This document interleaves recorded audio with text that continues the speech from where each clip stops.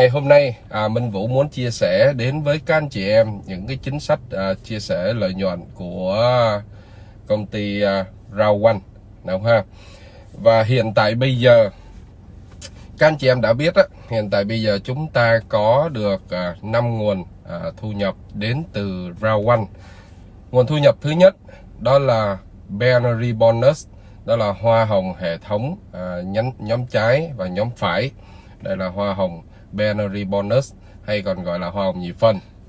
Hoa hồng thứ hai nó gọi là hoa hồng Streamline Bonus. Thì đây là một hoa hồng từ những người đến sau mình kể từ lúc mà mình đăng ký. Những ai mà trên khắp thế giới này đăng ký sau mình thì họ sẽ nằm trong cái khoản hoa hồng Streamline Bonus của mình. Và hoa hồng thứ ba nó gọi là hoa hồng Matching Bonus.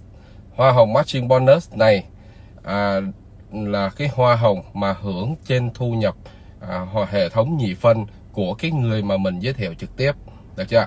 Nhưng mà hoa hồng Matching Bonus này họ trả lên tới 5 đời. Ví dụ giống như mình giới thiệu người A giới thiệu ra B giới thiệu C giới thiệu D giới thiệu ra F chẳng hạn, thì là đời 1, đời 2, đời 3, đời 4, đời 5. Công ty trả lên tới là 5 đời. Và mỗi đời như thế thì chúng ta sẽ kiếm được lên tới là 10% trên thu nhập nhị phân của 5 đời. Ok ha.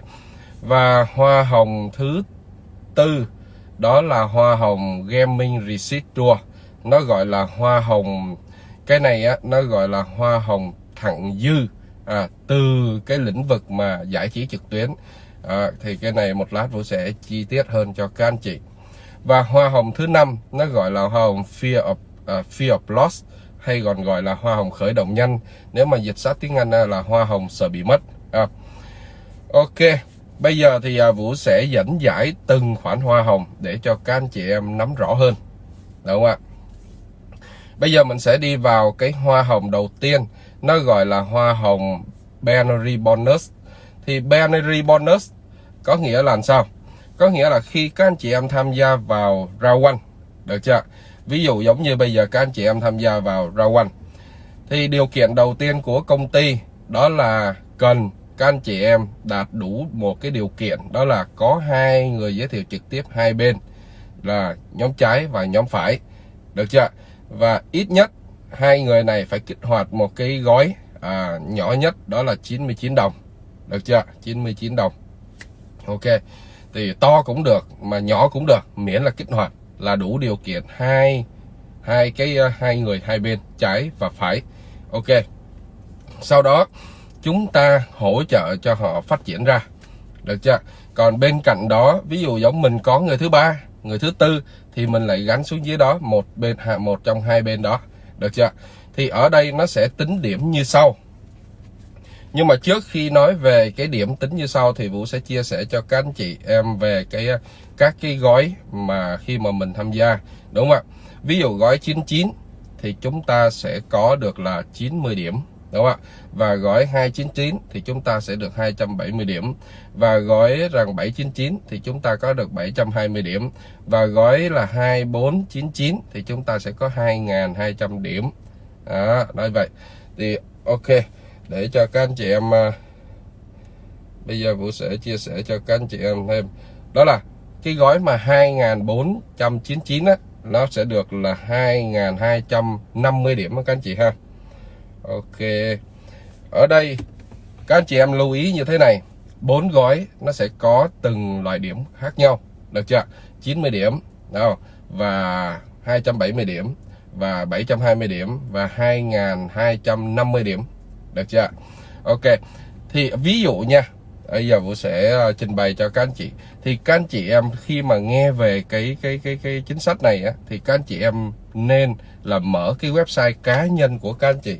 Khi các anh chị em tham gia vào Rao One trong cái hệ thống của Vũ trở xuống, thì tất cả các thành viên đều được tặng một cái website có tên gọi là myraoone.com, siệt cái username của các anh chị. Nhưng mà để có được website này, các anh chị em hãy liên hệ với cái người giới thiệu của mình hoặc là trưởng nhóm của mình, được chưa? Thì người đó sẽ giúp cho các anh chị em có được một website đầy đủ các cái thông tin như thế. đầy đủ các cái thông tin về cơ hội của RAW, cũng như là một cái hệ thống tuyển khách hàng ở trên khắp thế giới. Ví dụ ở đây các anh chị em cần lưu ý chỗ này, hoa hồng binary bonus ở tất cả các cái hệ thống khác hay các công ty khác thì họ sẽ trả ví dụ 5%, 6%, 7% hay là 10%, là gì? Dựa trên số điểm, đúng không ạ? Là cân bằng trái và phải, đúng không ạ? Thì ở đây á, công ty nó sẽ trả như sau, nó sẽ trả theo tỷ lệ. Ở đây RAW sẽ chia ra thành 3 tỷ lệ, có tỷ lệ 11 và tỷ lệ 12 và tỷ lệ 13, được chưa? Ví dụ ở trên cái slide mà khi mà các anh chị em có cái đường link á, là myraw1.com á, thì các anh chị em có thể kéo xuống cái phần mà hoa hồng binary bonus, thì các anh chị em sẽ thấy trên màn hình á, các anh chị em sẽ thấy rằng là bên trái của mình theo tỷ lệ 11, bên trái của mình sẽ có là 720 điểm, đúng không ạ? Và bên phải có 720 điểm. Ví dụ thông thường ở các nơi khác họ sẽ trả đó là 10%, đúng không ạ? Trên số điểm đó và ra tiền. Thì nếu mà theo cái cách tính như thế này thì 720 điểm bên trái, 720 điểm bên phải, thì chúng ta sẽ có là bao nhiêu ạ? Được 72 đồng, đúng không ạ? Nhưng ở với RAW1 thì RAW1 sẽ tính như thế này. Ví dụ chúng ta có 720 điểm bên trái, 720 điểm bên phải, thì lấy 720 điểm bên trái cộng 720 điểm bên phải, được chưa? Lại là thành 1440 điểm. Và chúng ta chia cho 10% của 1440 điểm là chúng ta sẽ được 144 đồng. Ok, được chưa? Các anh chị em nắm hiểu không? Đó là 1 cộng 1, được chưa? Bằng 2 chia 10%. Đó là chúng ta có cái số tiền đó. Và nếu ví dụ giống như mà ở trên, ví dụ giống như tỷ lệ 12 thì các anh chị em sẽ thấy trên màn hình như thế này, đúng không ạ? Trên cái slide của các anh chị, trên cái đường link myraw1 của các anh chị ha, thì nó sẽ có cái số điểm như sau. Tỷ lệ 12 các anh chị ha là 720 điểm bên phải và 270 điểm bên trái. Thì lúc này theo thông thường ở các đơn vị khác thì là 10%, nó sẽ là các anh chị em sẽ cân ra là 270 với bên này 720, thì các anh chị em sẽ lấy được 27 đồng. Nhưng đối với RAW thì các anh chị em sẽ tính như sau. Lấy 270 điểm, được chưa? Là nhân lên, nhân 2 lên thì thành là 540. Và lấy 270 điểm cộng với 540 bằng 810. Và 810 thì coi như lấy 10% của 810 thì chúng ta được 81. Vậy thì chúng ta sẽ tính một đơn giản như sau. Bên này có 1, bên này có 2. 1 cộng với 2 bằng 3, 10% của 3. Ok ha. Rồi nếu ví dụ giống như tỷ lệ 13 thì sao ạ? Tỷ lệ 13 thì nó sẽ được tính như sau, giống như trên màn hình các anh chị em có thể thấy. Đó là bên phải chúng ta có 720 điểm và bên trái chúng ta có 90 điểm. Theo thông thường ở các nơi khác thì 10% của 90 điểm của nhóm nhỏ thì chúng ta sẽ có 9 đồng. Nhưng ở đây thì sao ạ? Lấy 90 điểm nhân cho 3, tỷ lệ 13 mà, nhân cho 3, được chưa? Thì lúc này được là 270 điểm. Vậy thì lấy 90 cộng với 270 bằng 360, 10% của 36 thành 36. Được chưa? Được 36 đồng. Ok, vậy rất đơn giản thôi. Bên này lấy 1 cộng với bên này 3, được chưa? Thì thành mà coi như bằng 4, 10% của 4. Ok. Rồi, bây giờ Vũ sẽ diễn giải cái vấn đề này để cho các anh chị em rõ hơn. Lấy một cái ví dụ rất đơn giản thôi. Ví dụ giống như Vũ ngồi ở Việt Nam. Ví dụ giống như bây giờ đi. Hiện tại bây giờ Vũ đang ngồi ở ví dụ ha, Vũ đang ngồi ở Vũng Tàu. Được chưa? Và Vũ phát triển một người ở Sài Gòn, một người ở Hà Nội. Được chưa? Vậy thì có phải rằng là một người Sài Gòn cộng với một người Hà Nội thì thành 2, đúng không? 10% của 2. Ok. Vậy nếu ví dụ giống như có một người ở Hà Nội mà có 2 người Sài Gòn thì lấy một người Hà Nội cộng 2 người Sài Gòn thành 3, 10% của 3. Còn nếu mà có một người ở Hà Nội mà 3 người Sài Gòn thì cộng lại là 4, lấy 10% của 4. Được chưa? Vậy nếu ví dụ giống như có 4 người ở Hà Nội mà có một người ở Sài Gòn thì sao ạ? Thì lấy một người Sài Gòn cộng với 3 người Hà Nội. Được chưa? Vậy thì sao? Thì thành 4 và 10% của 4. Còn dư 1 thì sao? Dư 1 để sau. Khi mà Sài Gòn vừa phát triển ra 1 thì lúc này sao? Lúc này nó khớp với 11 thì chúng ta sao? Chúng ta sẽ lấy thành được là 2, 10% của hàng. Ok chưa? Đó là cái cách tính rất đơn giản để cho các anh chị em hình dung. Ok, đó là cái hoa hồng binary bonus để cho các anh chị em nắm. Còn lại các anh chị em hình dung thế này nè, tất cả những cái điều này á là hệ thống máy tính đã làm hết rồi. Các anh chị em chỉ cần chú ý nhìn thôi. Khi mà ví dụ khi chúng ta phát triển á, chúng ta sẽ nhìn cái là nó ra hết rồi. Nhưng mà ở đây Vũ có một cái lưu ý các anh chị em như thế này, thấy không? Thì khi mà chúng ta nhận được chẳng hạn ví dụ tỷ lệ 1 đi, hay 12 hay 13, chẳng hạn ví dụ giống như chúng ta được tỷ lệ 13, thường là chúng ta hay tỷ lệ 13 là 90 đúng không? 90 điểm chúng ta được 36 đồng. Thì 36 đồng á thì nhưng mà chúng ta sẽ thấy trong tài khoản mà gọi là account á, cái account mà chúng ta có thể rút được tiền đó ha. Balance account á thì chúng ta chỉ thấy có 28.8 đồng thôi. Trong phần account mà trong cái phần menu là earning, trong phần earning chúng ta thấy 36 nhưng mà chúng ta thực nhận là 28.8 đồng. Vậy thì 20%, 36 mà chia cho 20% thì nó mất đi một khoản đâu 2% đúng không ạ? Thì 20% đó đem đi sở hữu hai cái quyền sở hữu hai cái cổ phiếu Avigo và Mister, được chưa? Và chúng ta thực nhận đó là 28.8 đồng. Ok. Bây giờ chúng ta sẽ qua cái phần mà hoa hồng thứ hai, đó là hoa hồng hoa hồng Streamline Bonus. Hoa hồng Streamline Bonus này là hoa hồng của những người mà đến sau chúng ta. Thì ở đây á, các chị em lưu ý như thế này, nó sẽ chia ra các mức như sau. Bây giờ Vũ sẽ mở cho các anh chị em sẽ rõ hơn. Các anh chị em chờ một xíu ha. Tại vì nó cần phải chi tiết thì Vũ sẽ nói cho rõ để khi mà các anh chị em nghe đi nghe lại thì các anh chị em sẽ rất là dễ hiểu và các anh chị em nắm nó chắc hơn. Ok. Đây. Rồi. Ở đây chúng ta khi mà đăng ký xong, chúng ta nâng cấp gói xong, đúng không ạ? Chúng ta thanh toán xong. Thì ở đây chỉ thanh toán một lần duy nhất. Còn nếu các anh chị em mà nâng cấp thì chỉ trả lại cái số mà còn thiếu thôi. Ở đây nâng cấp cộng dồn ha. Đó là một lần duy nhất. Và phát triển 2 trực tiếp. Và chúng ta có thể được hưởng hoa hồng nhì phân rồi. Rồi hoa hồng nhóm đó, nhóm trái và nhóm phải. Ở đây có 4 gói, đúng không ạ? Trong cái phần mà hoa hồng Streamline Bonus là hoa hồng những người đến sau trên toàn cầu. Thì ở đây á, ở trong cái phần mà hoa hồng Streamline Bonus thì các anh chị em mở cái website, cái văn phòng của mình ra thì nó sẽ có trong này đầy đủ luôn. Nó có một cái bảng tính cho các anh chị. Đây, các anh chị em có thể nhìn ở đây trong cái bảng tính này, đúng không ạ? Vũ làm mẫu cho các anh chị. Thì khi mà các anh chị em mở cái máy tính của mình ra, cái điện thoại của mình ra, các anh chị em bấm chọn là Streamline Bonus trong cái phần mà menu bonus á, là các anh chị em thấy. Thì ở đây á, nó có 4 gói. Thì các anh chị em sẽ thấy á, rằng là nó sẽ có đây như thế này. Nó hồi đủ 3 điều kiện. Điều kiện thứ nhất là số người đến sau chúng ta. Điều kiện thứ hai là cái mức gói mà mình đang tham gia. Và điều kiện thứ ba là mình giới thiệu trực tiếp được bao nhiêu người. Được chưa? Ví dụ chúng ta mới tham gia, chúng ta chưa giới thiệu được ai hết, thì tất cả các gói từ nhỏ tới to đều nhận chung 4 tuần liên tục, mỗi tuần là 2.5 euro.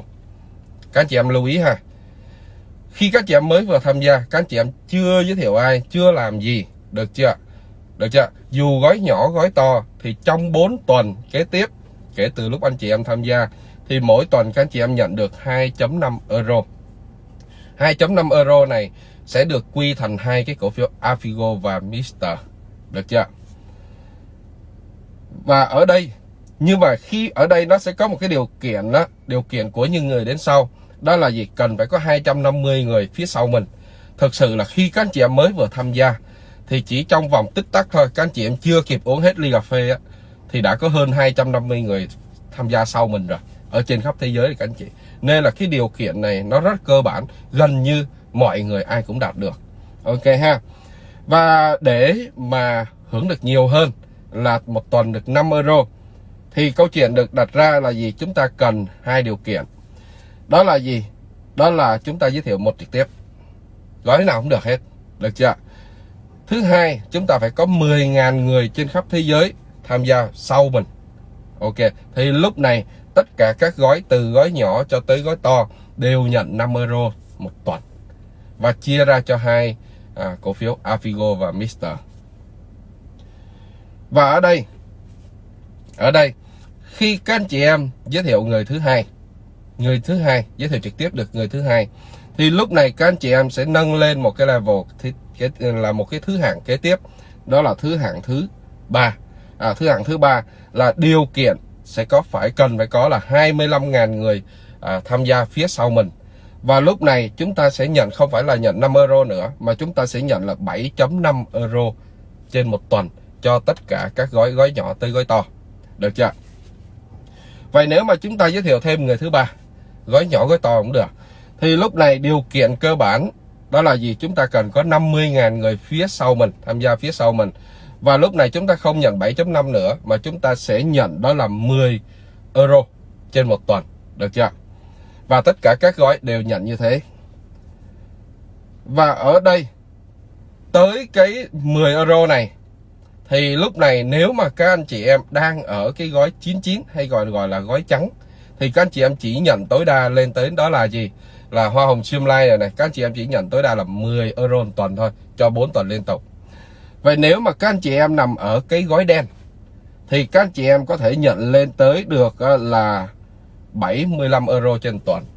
Còn nếu ví dụ giống như các anh chị em ở gói vàng thì các anh chị em có thể nhận lên được 250 euro một tuần trên 250 euro mỗi tuần cho được 4 tuần ha. Còn nếu ví dụ giống như các anh chị em ở cái mức Titanium á, thì các anh chị em sẽ nhận lên tới là 2.250 euro mỗi tuần cho 4 tuần. Các anh chị em lưu ý không?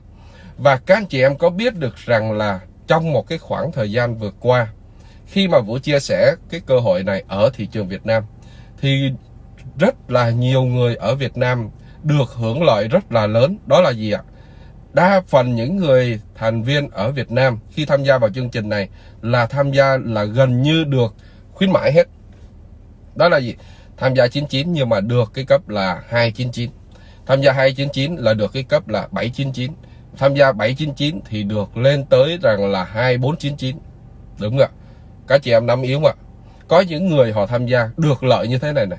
Tham gia 99 nó lên phát 299, bỏ ra thêm 500 nữa thôi mà nó lên được tới 2.499.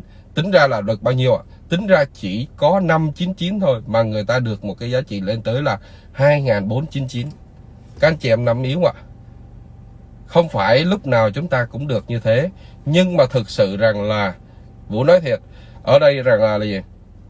Việt Nam chúng ta đang được một cơ hội rất là lớn, và Vũ từ xưa tới nay khao khát đang muốn làm được một cái điều gì đó mà toàn thể coi là số lượng đông, ít nhất phải được 100.000 người ở Việt Nam được hưởng một cái quyền lợi rất là lớn từ thế giới.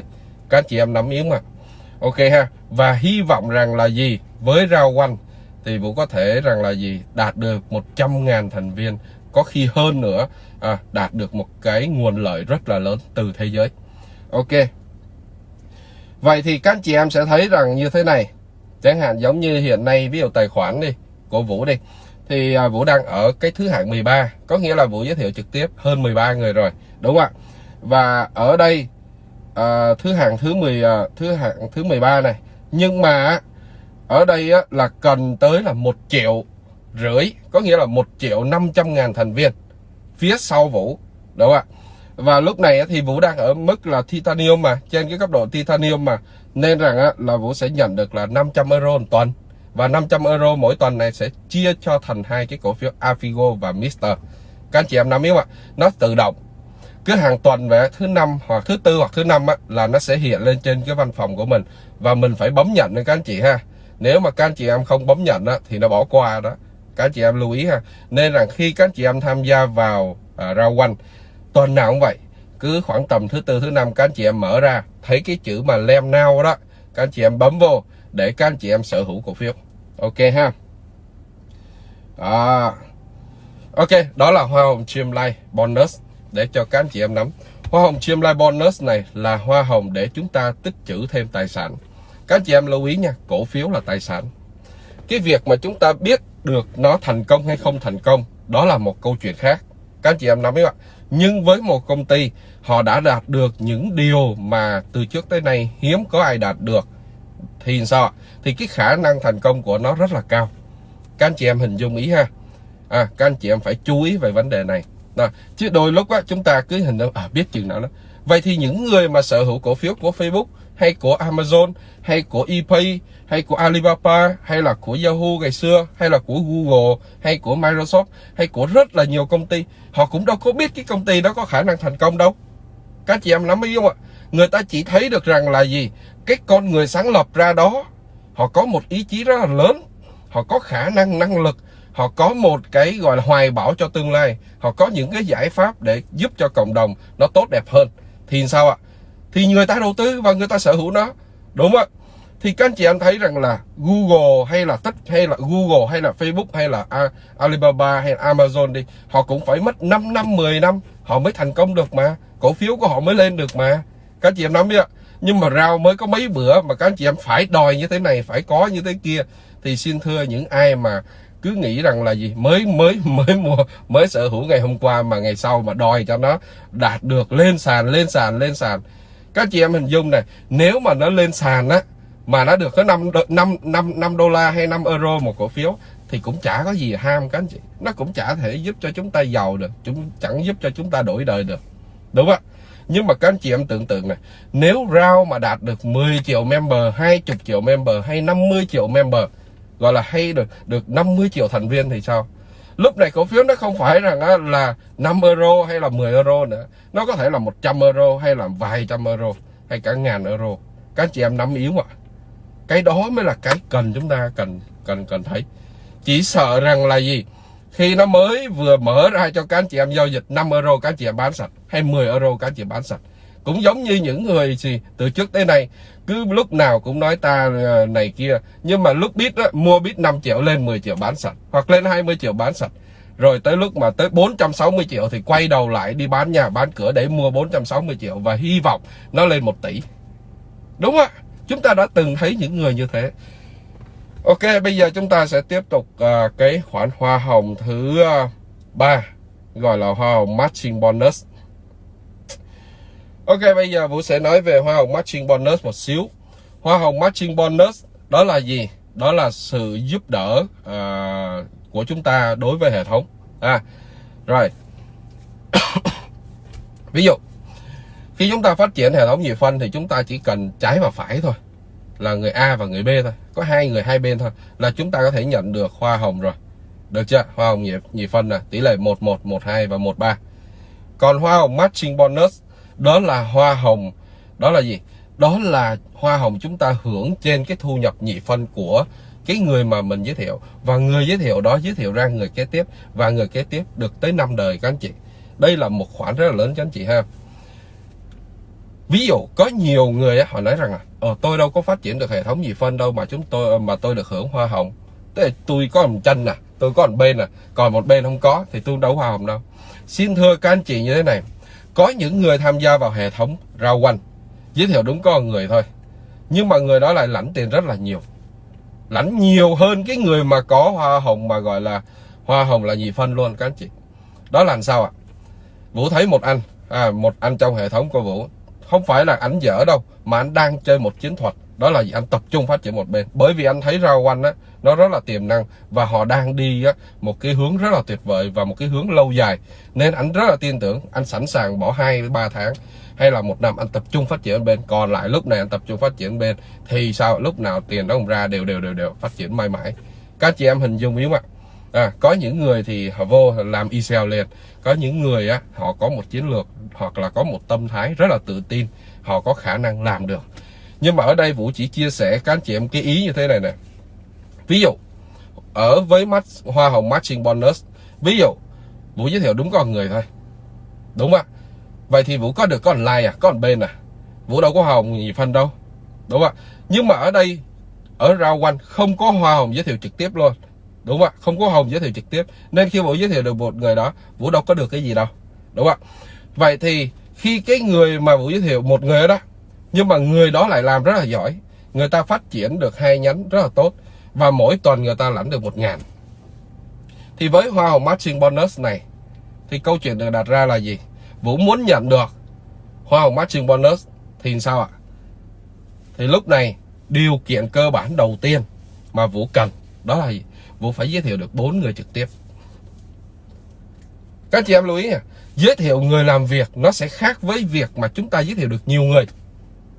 Các chị em lưu ý ạ. Có những người họ giới thiệu được có một người làm việc thôi, nhưng họ có thể giới thiệu mấy chục người tham gia, nhưng những người đó lại không khả năng làm việc được tốt. Các chị em lưu ý không? Có những trường hợp như thế. Vậy thì bây giờ Vũ sẽ đặt một cái trường hợp như này. Ví dụ Vũ giới thiệu 4 người, ok ha, và 4 người này họ làm cứ túc tắc, họ không làm mạnh, nhưng mà Vũ giới thiệu đúng có một người họ làm rất là tốt. Các chị em hình dung, họ làm rất là giỏi. Vậy thì một tuần họ nhận được 1.000, thì theo chính sách đó là 10%. Thì lúc này sao? Vũ nhận được 10% trên 1.000 đó. Vậy người đó kiếm được 10.000, Vũ kiếm được 1.000. Được chưa?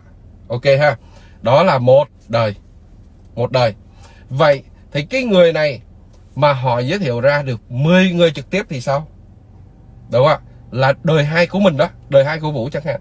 Ví dụ đời 2 của Vũ, đúng không ạ? Là thì câu chuyện được đặt ra là 10 người này nếu mà mỗi người một tuần kiếm được 1.000, thì có phải rằng là theo chính sách thì Vũ sẽ được 10% trên 1.000 của 10 người này, đúng không? Là có phải rằng là 10 người này là tương đương với một tuần là được 10.000, thì có phải rằng 10% của 10.000 là được 1.000, đúng không? Ok ha. Nhưng để nhận được đời 2 thì Vũ yêu thì công ty cần phải có là gì? 8 người giới thiệu trực tiếp. Các chị em đã biết ạ, cần 8 người giới thiệu trực tiếp. Thế là Vũ giới thiệu thêm 8 người nữa. Thì ngày hôm nay giới thiệu, ngày mai giới thiệu. Thì bây giờ Vũ hỏi các anh chị này giới thiệu tham gia có 99 đồng ai không có hả? Gần như ai cũng có khả năng hết, đúng không ạ? Vấn đề là mình nhìn cho họ thấy ok. Thay vì bây giờ mình mua nhiều cái sản phẩm này sản phẩm kia, bây giờ mình coi như là giống như mình tích góp một cái tài sản rất là nhỏ, mở tài khoản, chúng ta sở hữu vài cổ phiếu, đúng không? Chúng ta mua một cái khóa giáo dục của công ty và công ty thưởng cho chúng ta 2 cái cổ phiếu của 2 công ty Afigo và Mister, đúng không? Đồng thời chúng ta lại có thêm được một cơ hội, đó là gì? Cơ hội kinh doanh cùng tích lũy tài sản cùng với công ty, đúng không? Ok. Thế thì bây giờ nếu Vũ giới thiệu được 8 người trực tiếp, đúng không? Thì lúc này Vũ sẽ hưởng được đời thứ 2. Và nếu ví dụ ở đây nó cần một yêu cầu nữa, đó là gì? Ví dụ giống như Vũ tham gia gói 99, thì ở đây nó cần là giới thiệu được 4 người trực tiếp thì hưởng được một đời. Còn nếu ví dụ giống như mà mình lên được gói Black là gói 299, đúng không ạ? Lúc này ví dụ Vũ đang ở 99 mà Vũ muốn lên 299 thì Vũ chỉ trả thành nâng cấp lên 200 nữa thôi là Vũ sẽ nâng cấp lên được rồi, đúng không ạ? Thì lúc này Vũ ở gói Black thì lúc này Vũ cần đó là gì? Đó là giới thiệu 8 trực tiếp. Và lúc này Vũ hưởng được hai đời, đúng không ạ? 2 đời, mỗi đời 10%. Ok. Và ở đây nó thêm một cái chính sách nữa, các anh chị em có thể mở lên đây, các anh chị em sẽ nhìn thấy. Ví dụ giống như chúng ta muốn hưởng ở đời 3, gọi là đời F3 đó, đúng không? Đời 3 thì chúng ta cần phải giới thiệu 12 người trực tiếp, gói 99 là được rồi, đúng không ạ? Và ở đây nó không cần phải các anh chị em lên cái cấp độ Gold, cấp độ 799, mà chúng ta có thể chỉ cần ở cấp độ là 299 thôi là được rồi. Còn nếu mà chúng ta muốn hưởng được 4 đời, đúng không ạ? 4 đời thì lúc này chúng ta cần đó là giới thiệu 16 người trực tiếp, đúng không ạ? Và lúc này câu chuyện là gì? Chúng ta cần phải ở cấp độ Gold. Vậy thì nếu chúng ta đang ở 299 Mà bây giờ chúng ta muốn lên 799 thì chúng ta chỉ cần nâng cấp là 500 nữa thôi. Và ở đây nếu chúng ta muốn hưởng được 5 đời, được chưa? 5 đời thì chúng ta cần đó là 20 trực tiếp. Và chúng ta ở cấp độ Titanium. Ok chưa? Các anh chị em lưu ý này, cái khoản này á, là một cái khoản rất là lớn. Trong hệ thống của chúng ta không biết ai giỏi dở đâu các anh chị. Nhưng mà chỉ cần có một người giỏi thôi, đúng không ạ? Ví dụ tầng thứ nhất, đời thứ nhất của mình, cái người này cũng làm chưa giỏi đâu. Đời thứ hai có thể là người này chưa giỏi đâu. Nhưng mà đời thứ ba là có một người giỏi, họ giới thiệu rất là nhiều người. Và những cái người mà họ giới thiệu á, lại làm rất là tốt, mà họ lại phát triển ra được. Ít nhất chúng ta cũng ăn được 2 đời, đúng không ạ? Được ít nhất cũng chúng ta được 3 đời này, đời thứ ba này, đời thứ hai này, đúng không ạ? Và đời thứ ba này, đời thứ tư và đời thứ năm chúng ta ăn được 3 đời như thế. Đó là một cái khoản là rất là lớn các anh chị ha. Ok. Vậy thì bây giờ Vũ hỏi các anh chị này, có một ý chỗ này. Với hệ thống nhị phân, đúng không ạ? Chúng ta chỉ có 2 người 2 bên Và chúng ta mà giới thiệu thêm thì nó có phải là chúng ta lại bỏ vô 20 đó không? Đúng không ạ? Người này sẽ đều được có doanh số hết, đúng không ạ? Họ có một bên. Các chị em biết không? Họ đều có một bên hết. Vậy thì có phải rằng là những người này họ chỉ cần phát triển bên, đúng không ạ? Thì họ sẽ nhận được hoa hồng nhị phân. Vậy thì khi mà họ kiếm ra được tiền, họ sẽ có động lực làm hơn. Cộng thêm cái sự phát triển của công ty, cộng thêm những cái chương trình của công ty, cộng thêm nhiều thứ, đúng không ạ? Cộng thêm người ta thấy được cái tương lai của Rao. Thì sao? Thì cái việc mà ngày hôm nay họ chưa biết làm, thì ngày mai họ có thể học, ngày mốt họ học, ngày kia họ học. Nhưng mà ở đây các anh chị em lưu ý này, với trong cái ngành kinh doanh mà gọi là kinh doanh tốc độ tư duy cao này, sử dụng các công nghệ này, thì sao ạ? Thì rất đơn giản, gần như là nhiều người có thể làm được. Đó là gì? Sở hữu một cái hệ thống website myraoone.com username của họ. Họ chỉ cần có đông bạn bè, đông các mối quan hệ, và hàng ngày chịu khó chia sẻ những cái thông tin về Rao, đúng không ạ? Và gắn cái đường link myraoone.com username của họ. Thì sao? Cộng thêm họ tìm với 5 người trong cái hệ thống mà upline của họ, những người mà giới thiệu họ và những người upline của họ. Thì sao? Để những lúc mà họ có những người khách hàng, những người quan tâm, thì sẽ có thêm những người hỗ trợ cho họ. Thì cái khả năng phát triển của họ rất là dễ dàng. Ok ha. Bây giờ Vũ sẽ đi cái khoản hoa hồng thứ tư. Đó là hoa hồng Gaming Residual. Cái này thú vị các anh chị. Cái này thú vị lắm. Mà các anh chị em thấy rằng là có sự thay đổi ở bên trong cái hệ thống. Bây giờ Vũ sẽ chia sẻ cho các anh chị em cái phần này.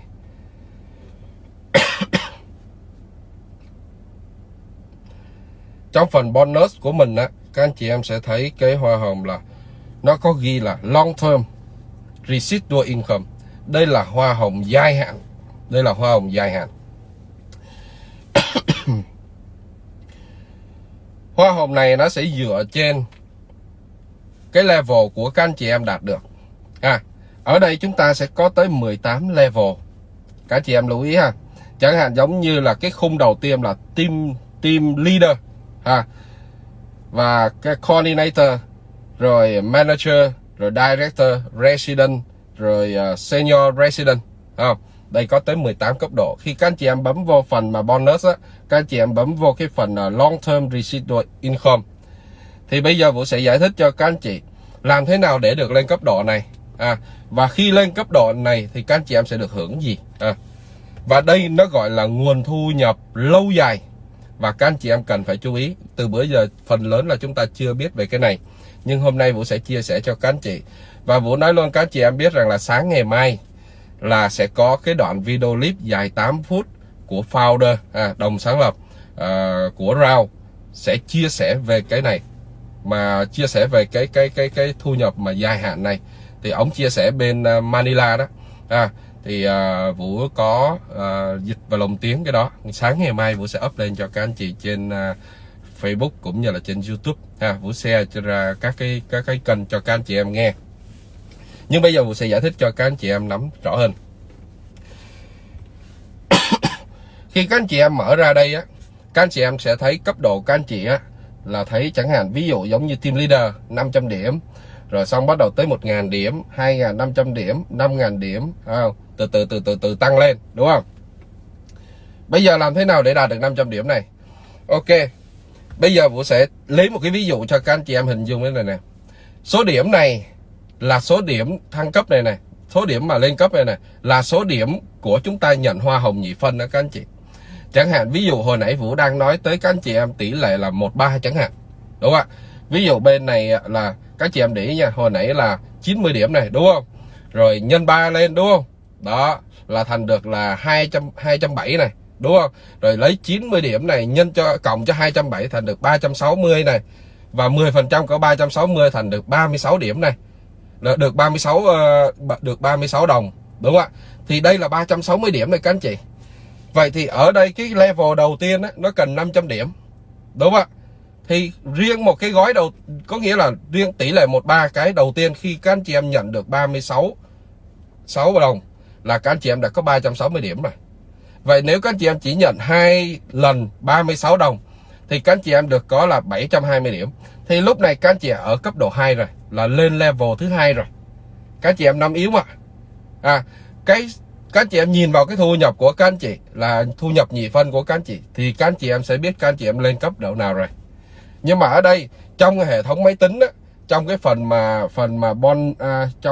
mà bonus á, các anh chị em bấm vào á là network level thì nó sẽ tính cho các anh chị ngày hôm nay các anh chị em còn bao nhiêu điểm. Các anh chị em vừa vô các anh chị em nhận được hoa hồng nhị phân thì còn bao nhiêu điểm thì nó sẽ hiện lên đây. Còn bao nhiêu điểm nữa sẽ lên cấp kế tiếp là nó báo đây hết các anh chị. Nên các anh chị em không phải lo, những cái chuyện đó hệ thống máy tính nó làm hết rồi, nhưng mà chúng ta cần phải biết, đúng không ạ?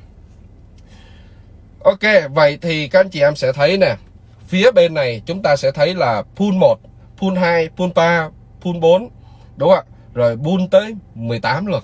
Là ở đây nó có tới 18 cái bể tài chính. Có nghĩa là như sau. Thay vì trước đây thì là công ty nói rằng là chia cho 5%, 10%. Nhưng mà đó là từ hệ thống của chúng ta phát triển ra. Vậy thì nếu mà chúng ta đang ngồi ở Việt Nam, hệ thống mà giải trí trực tuyến của công ty không liên kết được ở thị trường Việt Nam. Bởi vì luật ở Việt Nam mình đâu có cho chơi casino hay là cái gì đâu, đúng không? Đâu có cho chơi game hay gì là giải trí gì online cá cược đâu. Các chị em nắm yếu ạ. Vậy thì chúng ta làm sao có tiền? Vậy chúng ta phải phát triển hệ thống đi ra nước ngoài chúng ta có tiền chứ, đúng không? Hay là nhiều quốc gia cũng vậy mà, đâu được đâu. Vậy trên thế giới có rất là nhiều quốc gia họ làm được cái việc đó. Thì sao ạ? Thì với chính sách này, khi mà tổng thành viên của Round One chẳng hạn giống như 1 triệu, 2 triệu, 5 triệu, 10 triệu thành viên, đúng không ạ? Thì có nhiều thành viên đến với Afigo. Đến với Afigo, được chưa? Hay là đến với Mr. Đến Afigo và đến với Mr. Vậy thì những công ty đó kiếm được tiền. Các chị em nào biết ạ? Và kiếm được tiền thì có phải rằng là khi kiếm được 100 đồng, lấy 80 đồng này chia cho 18 cái bể tài chính này. Các anh chị em nắm nhá, chia cho 18 bể tài chính này. Và các anh chị em ở cấp độ nào thì các anh chị em sẽ được nhận trong cái bể tài chính đó. Lấy ví dụ nha. Ví dụ Afigo Mr. họ kiếm được là, mình tính cho sơ đi, ví dụ mình tính là 1 tỷ đô đi. Được chưa? Tại vì khi làm chuyện lớn đó các anh chị, tỷ đô nó chuyện bình thường lắm các anh chị. Các anh chị thấy đó, Facebook á, một năm kiếm biết bao nhiêu tỷ đô, đúng không ạ? Google tính toàn vài chục tỷ đô không à. Đâu các anh chị thấy đâu, Amazon tính toàn chục tỷ đô, vài chục tỷ đô, có tính vài trăm tỷ đô không à. Ví dụ họ kiếm được 1 tỷ đô và họ gọi là 200 triệu đô họ giữ 20% mà 800 triệu đô họ chi ra cho 18 cái bể này. Được chưa? 800 triệu đô chia cho 18 cái bể này. Các anh chị em hình dung biết không? Vậy thì chúng ta ở cấp độ nào, hay nhiều thành viên ở cấp độ nào, được chưa? Thì sẽ rớt vô cái bể đó. Ví dụ bể thứ nhất, bể thứ nhất có là 100.000 người. Thì cái số tiền mà trong 800 triệu đô đó chia cho 18 cái bể này này, đúng không ạ? Thì 100.000 người này chia nhau cái khoản đó. Ok chưa? Bể thứ hai chia nhau cái khoản đó, bể thứ ba chia nhau khoản đó, và 18 bể này ai trong cái bể đó thì được chia.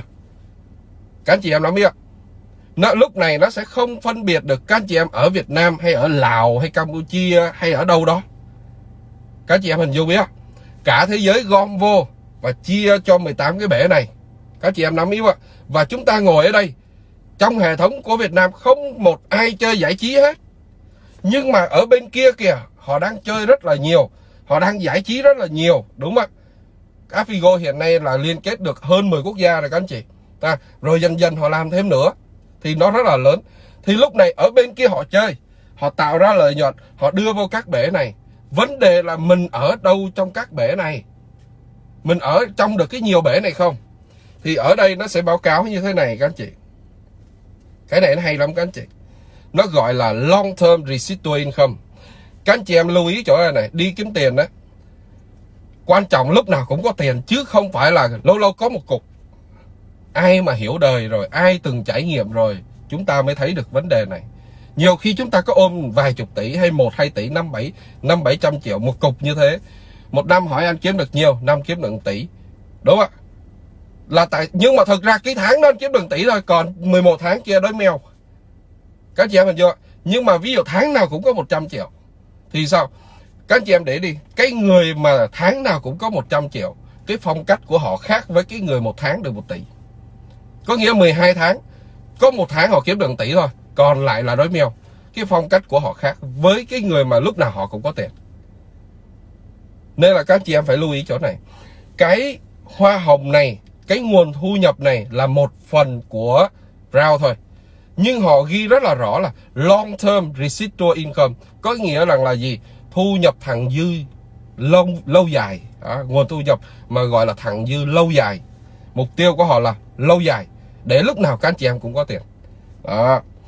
Thì ở đây các anh chị em biết được rằng là nó sẽ tính như sau. Ví dụ, nếu mà các anh chị em ở level 1 thì các anh chị em vô được một cái bể. Cái tên của các anh chị em được vô một cái bể. Nhưng nếu mà các anh chị em đạt được cái level 6, cấp độ thứ 6, thì tên của các anh chị em sẽ nằm trong 6 cái bể. Nếu các anh chị em được cái cấp độ thứ 2, thứ 3, thứ 4, thứ 5 thì các anh chị em cũng chỉ được một cái bể thôi, bể đầu tiên thôi. Nhưng khi các anh chị em ở cấp độ thứ 6, cái tên của các anh chị được nằm trong 6 cái bể. Các anh chị em nắm yếu. Cái này nó hay nha các anh chị. Còn nếu mà các anh chị ở cấp độ thứ 15 thì các anh chị em ở luôn trong 15 cái bể này. Được chưa?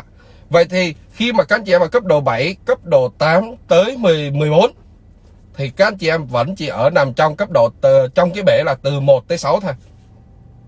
Nó làm như vậy làm gì? Để giúp cho các anh chị em vừa cố gắng luôn. Vậy thì khi mà chỉ cần đạt được tới cái level đó, các anh chị em hưởng hết tất cả các cái bể luôn. Các anh chị em nắm yếu mà. Ok ha. Thì hiện tại bây giờ Việt Nam có rất là nhiều anh chị em đã đạt được trên cái cấp độ 6. Thì vậy thì sao? Sắp tới đây thì những anh chị em đó sẽ gần như là lọt hết trong 6 cái bể này. Các chị em hình dung không? Từ từ nó số đó nó nhiều lên. Khi các chị em càng lên level cao hơn nữa, đúng không ạ? Level cao hơn thể hiện qua là gì? Các anh chị em kiếm được nhiều tiền từ hoa hồng hệ thống nhị phân. Các chị em thấy không? Khi các chị em kiếm được hoa hồng hệ thống nhị phân nhiều, các chị em sẽ lên cấp độ nhiều, là cấp độ cao. Mà khi các chị em lên cấp độ cao, các anh chị em sẽ nằm trong nhiều cái bể hơn, bể tài chính hơn. Ok ha. Và nếu ví dụ giống như mà các anh chị em ở cấp độ cao hơn 15 thì các anh chị em sẽ nhận luôn hết luôn 18 cái bể này luôn. Ok. Đó là cái nguồn thu nhập thặng dư lâu dài. Đó là từ giải trí trực tuyến. Được chưa? Và bây giờ mình sẽ còn một cái nguồn thu nhập nữa.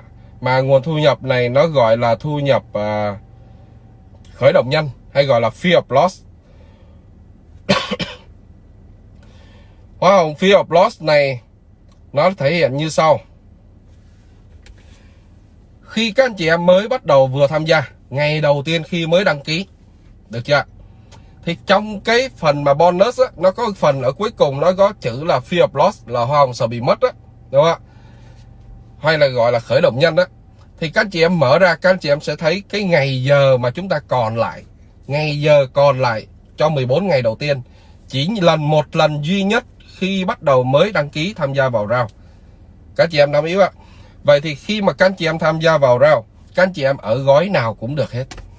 Cái hay ở round là gì? Những cái hoa hồng chính á, những cái thu nhập mà gọi là nhiều á, thì là mới khởi đầu cũng vậy. Thì sao? Gói nào cũng được hết. Gói nhỏ đúng không? Là 99 đồng. Vậy thì khi mà mình tham gia trong 14 ngày, nếu chúng ta giới thiệu được 4 người gói 99, 4 người gói 99 thì sao? Thì trong 14 ngày chúng ta sẽ được một cái phần thưởng khởi động nhanh, đó là 125 đồng. Còn nếu ví dụ giống như mà chúng ta mà giới thiệu được 4 gói to hơn, đó là 299, thì trong 14 ngày thì chúng ta sẽ được thưởng là 375. Còn nếu mà chúng ta giới thiệu được 4 gói to hơn 799 thì chúng ta sẽ thưởng được 1.000. Được chưa? Và nếu chúng ta giới thiệu 4 gói to hơn nữa, gọi là Titanium, đúng không ạ? 2499 thì chúng ta sẽ được thưởng là 3.000. Khởi động nhanh. Có nhiều anh chị em á, ôi ta nói rằng là sao công ty không trả liền, sao công ty không trả liền.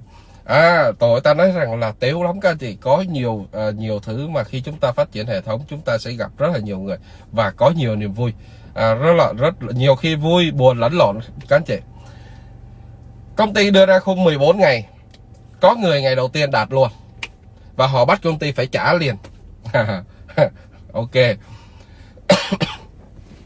Nhưng xin thưa các anh chị em như thế này nè, trong 14 ngày, được chưa? Có thể ngày đầu tiên các anh chị em giới thiệu được 4 người gói nhỏ là 499. Nhưng mà lỡ tới ngày thứ 10 các anh chị em lại giới thiệu được 4 người kế tiếp mà cái gói là 299.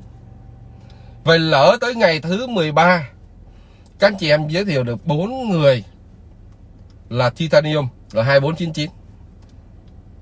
Thì theo các anh chị, công ty sẽ trả cái phần nào? Trả cái lợi nhuận nào? Với 14 ngày, công ty sẽ chọn ra 4 gói to nhất. Các anh chị em hình dung nhé. Nếu giống như một số người là ngay đầu tiên trả liền cho tôi, thì chỉ có một lần duy nhất mà. Vậy thì công ty sẽ trả cho anh đúng có nhiều ạ, 120, 125 đồng thôi. Nhưng thực ra nếu trong 14 ngày, đúng không ạ, trong vòng 14 ngày, lỡ những cái ngày cuối cùng anh lại gặp những cái người mà họ tham gia cái mức to hơn, thì sao ạ? Thì công ty sẽ chọn 4 cái gói to nhất để thưởng cho các anh chị. Các anh chị em lưu ý không? Sau khi 14 ngày kết thúc thì các anh chị em dôi dư là cho vòng khoảng tầm là 2 tuần 2 tuần thì tiền nó sẽ về tài khoản cho các anh chị. Được chưa? Ok ha. Vậy thì các anh chị em hình dung như thế này nè. Hình dung như thế này nè. Đây là 5 nguồn thu nhập chính của Rao. Vừa có tiền, vừa có tài sản cất dành, đúng không ạ? Vừa có tiền, vừa có tài sản cất dành. Ok ha. Vừa có được nguồn thu nhập thặng dư lâu dài từ cái việc giải trí trực tuyến từ khắp nơi trên thế giới. Chúng ta không làm, hệ thống chúng ta không làm, nhưng thế giới họ làm, chúng ta được hưởng từ cái quyền lợi đó. Các chị em lưu ý ha. Đây là một cơ hội rất là lớn mà từ trước tới nay không phải công ty nào, không phải tập đoàn nào cũng có thể làm được. Nên rằng là với khởi sự kinh doanh chỉ có 99 đồng thôi, thì hy vọng rằng các anh chị em đừng có bỏ lỡ nó, đừng có bỏ lỡ nó, mà là tập trung vô cái việc là tìm hiểu, nắm bắt, rồi xong chúng ta làm. Và trước khi làm, hãy liên hệ với người tuyến trên của chúng ta, với những người giới thiệu chúng ta, những người trưởng nhóm của chúng ta, để làm nói với họ, anh ơi giúp cho tôi có được một website, được chưa? Nếu được, anh chị em hãy cung cấp cái hình avatar cho họ để làm đưa anh chị lên cái trang chủ của myraoone.com, được không ạ? Ok, đó là cái phần mà chia sẻ 5 chính sách, 5 cái phần mà chia trả lợi nhuận, cũng như là chia tài sản của Rao đến với tất cả chúng ta. Ok ha. Và lưu ý các anh chị em chỗ này, cái nguồn thu nhập gọi là fear of loss, cái khởi động nhanh đó, là cái số tiền mà mình được thưởng về á, là không bị chia các anh chị ha, và chúng ta sẽ nhận được 100% đó vào trong cái tài khoản và chúng ta có thể rút tiền ra. Ok, rồi bây giờ chúng ta sẽ đi tới cái phần kế tiếp, đó là xem những cái câu hỏi để Vũ có thể rằng là trả lời, cùng đồng thời có thể là giao lưu với các anh chị em ở xa.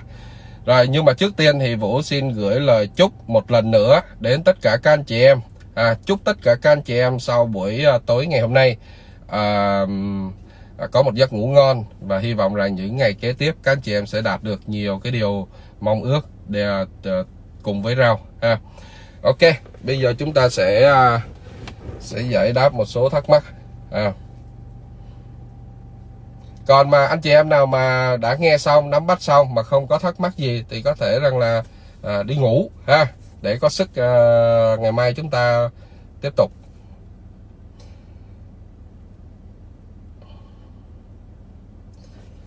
Ok, bây giờ anh chị em nào có thắc mắc gì, câu hỏi gì á thì hỏi nha, trong cái phần comment thì Vũ sẽ chia sẻ cho các anh chị.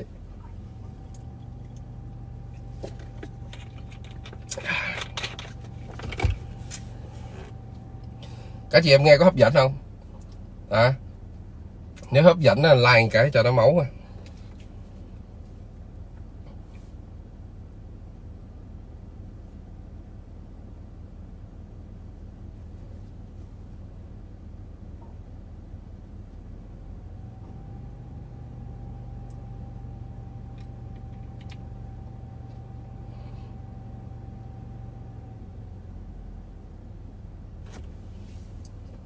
Rồi, rất là nhiều. Ok, đâu hết rồi, không thấy đâu hết. Nghe được là comment này.